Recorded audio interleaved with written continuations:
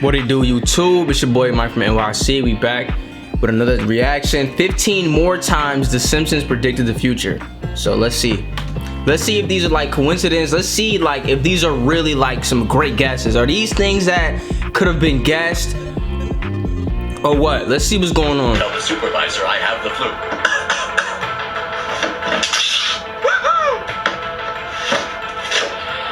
That new prediction comes as new infections of COVID-19 are exploding nationwide. Now over to Arnie Pie with Arnie in the Sky.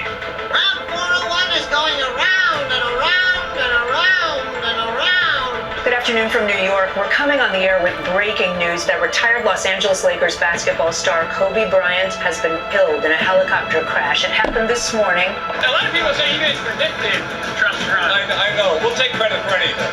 Simpsons predicted the future shot by shot because we're part of the Illuminati.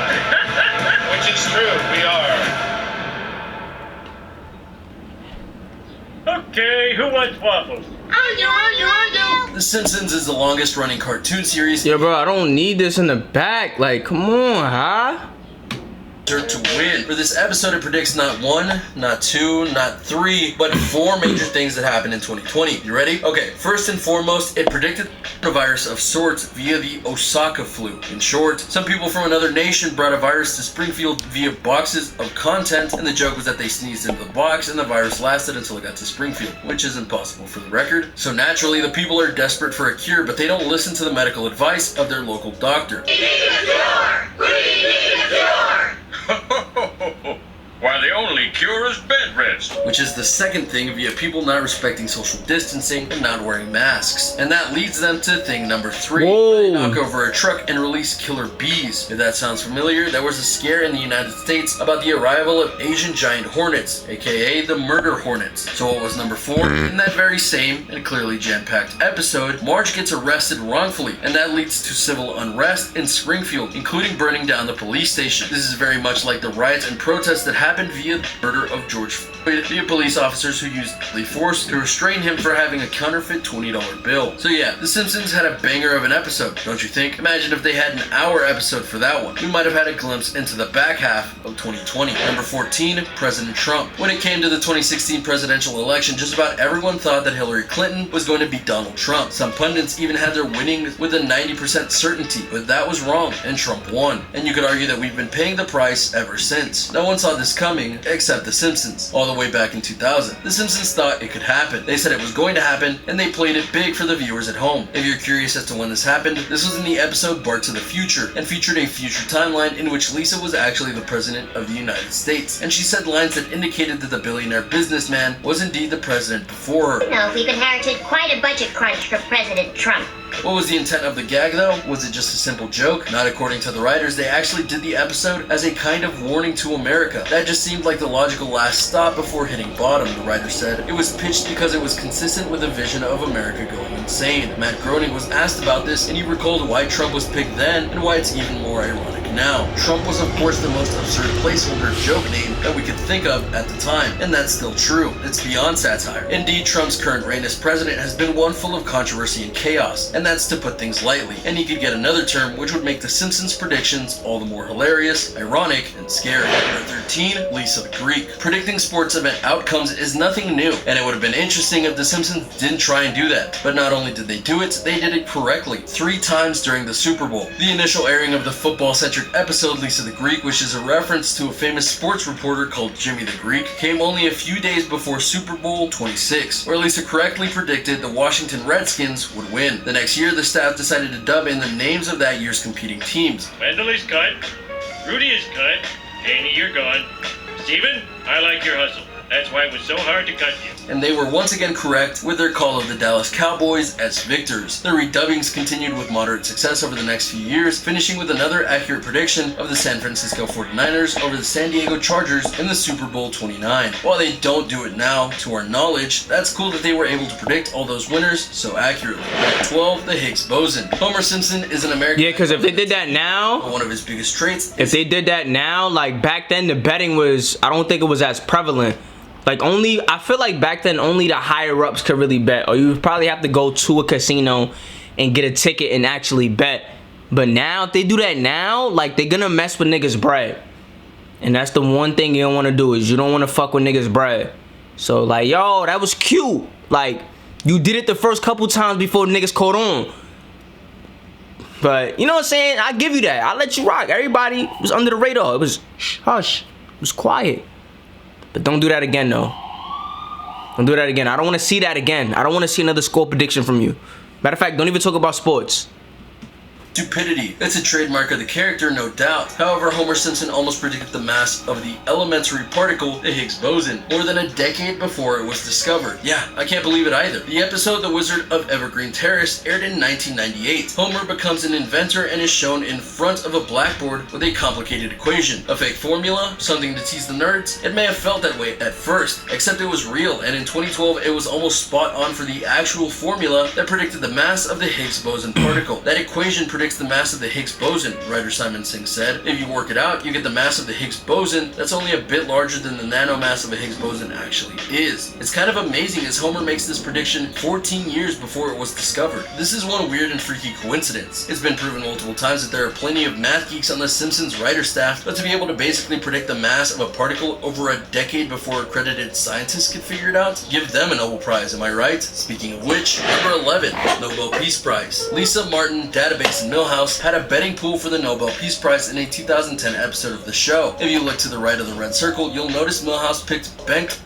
or Holstrom to win the prize for economics. In 2016, Holstrom actually won that prize. That's one heck of a coincidence. And obviously when it comes to the Nobel Peace Prize, certain people are nominated year after year for their accomplishments. Sigmund Freud, for example, was nominated 13 times, though he never did win. Anyway, it's kind of funny to see that they were able to pick a winner from the future, especially for a prize as grand as the Nobel Peace Prize. It helps cement that not only are they making predictions, they're going in all corners to make it feel like they're looking at everything. Number 10, smartwatch. Let us not forget a simple thing about The Simpsons. Mainly the show premiered in 1989, when a lot of key technology was still in its infancy. So when they did things about future technology, they were looking at what they had then and seeing how it could grow. For example, in 1995, cell phones weren't really a thing in the mass market yet, and the idea of a phone being put into a watch was unheard of, except for in The Simpsons. During season 6, a future timeline showed Lisa with a husband, and that husband had a smartwatch on. And that smartwatch had the ability to take orders from Hugh, Lisa's husband, and give orders to other people. Fast forward to 2014, and the first smartwatches were born and released to the public. And with each passing year, they get stronger in function and are able to do more. And the sky is literally the limit for them right now. Who knows what they might be in another 10 years. Obviously, the writers of The Simpsons couldn't have known about this back in 1995, but maybe they just felt that this was where everything was going, and thus they decided to do their own spin on things. Weirder things have happened in television and movies and beyond. Number 9, Greasy Monkey. One of the constant themes of The Simpsons is that Homer is not afraid to go and do things to get quick cash. One of Homer's many get-rich-quick schemes involved siphoning grease from various establishments and then selling it to make profit. It was a plan so prolific that delinquents were using it in real life, as reports show people stealing grease from restaurants around New York City to sell. The irony of this is many-fold, because you would think that grease from things like restaurants wouldn't be that valuable, and you would be wrong, because later on the show Mythbusters showed that strained cooking grease is not only valuable, it's a legit substitute for your diesel-powered vehicle, and has basically the same gas mileage. Imagine if Homer knew that during the episode. He might have honestly made a killing, and then people in real life would have done the same. Number 8, I didn't vote for him. When it comes to the elections, who wouldn't pass up the chance to make fun of them in some way? In 2008, The Simpsons decided to do an episode that featured not just voting, but voting via an electronic machine. This was a big step for the world following the 2000 presidential controversy in Florida where votes were recounted because of incorrect marking. And so surely an electronic solution would work better, because technology is meant to make our lives easier, isn't it? Well, the Simpsons team knew the flaws in that system. So during the 2008 election, they had Homer use one of those machines to go and vote for Barack Obama. Except when he pushed the sensor for Obama, the vote tallied up for John McCain instead. Whoops. Hilarity was of course brought upon by this. Fast forward a mere 4 years later to the 2012 election, and a very similar thing happened in real life. One of the electronic voting machines wasn't calibrated properly, and due to this, it took a vote for Barack Obama and tallied it for his opponent Mitt Romney instead. Obviously, this is a big scandal, and it had to be fixed, which would have been fine on its own, but to happen almost exactly the same way The Simpsons predicted it, wow. There are such things as small coincidences in terms of guessing, like a voting machine having issues, but both Homer and the real person voted for Obama, and the machine checked it as the other person. Is that really a coincidence? Number 7. Fan mail. When you were a kid, did you ever send mail to a person that you really admired from the celebrity world? It's totally fine if you did. Many people have done that over the years, including Marge Simpson, who in the episode Brush with Greatness revealed that decades previous, she sent a painting to none other than Ringo Starr of the Beatles. She never heard back from him though, until that episode when he finally sent a response to her painting. And in a true case of life imitating art, fellow Beatles Sir Paul McCartney did a similar act to a fan who had sent him a letter 50 years previous, and he finally got back to them. I'm sure some will say 50 years? Earlier, but come on, just be happy he sent it at all. Nigga, he probably dead. No doubt got a lot of fan mail during the peak Beatle years. Number 6, autocorrect. Shout out to all of you out there who have had frustrations with autocorrect and just trying to get your device to understand what you're saying or thinking. School bullies Kearney and Dolph take a memo to beat up Martin on a Newton device in an episode of The Simpsons that aired in 1994. The memo gets quickly translated to eat up Martha, an early foreshadowing of autocorrect frustrations. The Simpsons was lampooning Apple's underwhelming Newton, the iPhone's ancient ancestor that had just been released and included shoddy handwriting recognition according to Fast Company. The ironic thing isn't just the prediction, it's the fact that to this day, this is still a problem for technology. You'd think that we would have gotten this resolved by now, but nope. Number 5, US wins the gold in curling. In one of the show's many international trips, Homer and Marge get drafted into the US curling team for the 2010 Winter Olympics. Despite the odds against them, they are able to sweep Sweden and win the gold. It took 8 years before this stone reached its target, as the recent 2018 Winter Olympics in Pyeongchang featured the same matchup and result. This is one of those things where it makes it seem like it was destined to happen, but remember, it wasn't just the US won gold in curling, but they did it by beating the Swedes, just as Marge and Homer did. That's quite a specific prediction to come true. Number 4, Disney buys Fox. Disney is king, whether you want to admit it or not, they are. But that's honestly because they've been buying all sorts of extensions for themselves over the last 10 plus years. They bought Marvel Comics, they bought Lucasfilm, and now they officially own Fox and all of its properties, which is a huge get, and one that would be shocking if The Simpsons didn't predict it in 1998. Yup, they did that. The episode When You Dish Upon a Star has Homer making a movie script and actually getting picked up by Ron Howard and Brian Gazer. As they go to the movie studio, we see that it got backing from 20th Century Fox, but under the logo are the words, a division of Walt Disney Co. They knew this would happen 2 decades before it did. What crystal ball do they have that makes this all work? Number 3, NSA spying on us. Hey, tell me, do you think the government is spying on you? If you did, you wouldn't be alone. A lot of people think that they are through our phones, our computers, even our televisions at times, and all these spying endeavors can often be traced back to the NSA. More times than not, anyway. In the 2007... I mean, logistically, I don't think that they can really effectively spy on everybody. But I think they are monitoring keywords like kill. They might be monitoring that, or, you know, murder, or certain names or certain phrases and words that you're using. They're probably monitoring that. Like if there's a transcode of all the messages and all the words that were used, they probably have certain words that are highlighted in the transcript that people can look over. But in terms of just somebody just outright just spying on you, I don't think that happens. Logistically, it's just too many people for that.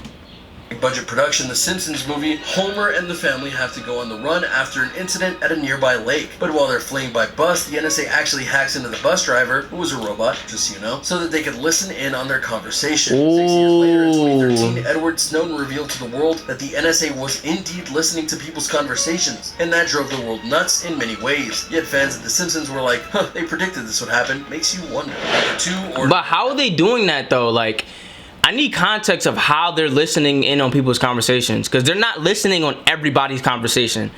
That just doesn't make sense. Now, if they're doing it the way that I thought, or the way that I think that they were doing it, then that makes sense. But just straight up, just like somebody's just listening, I'm not jacking it. No.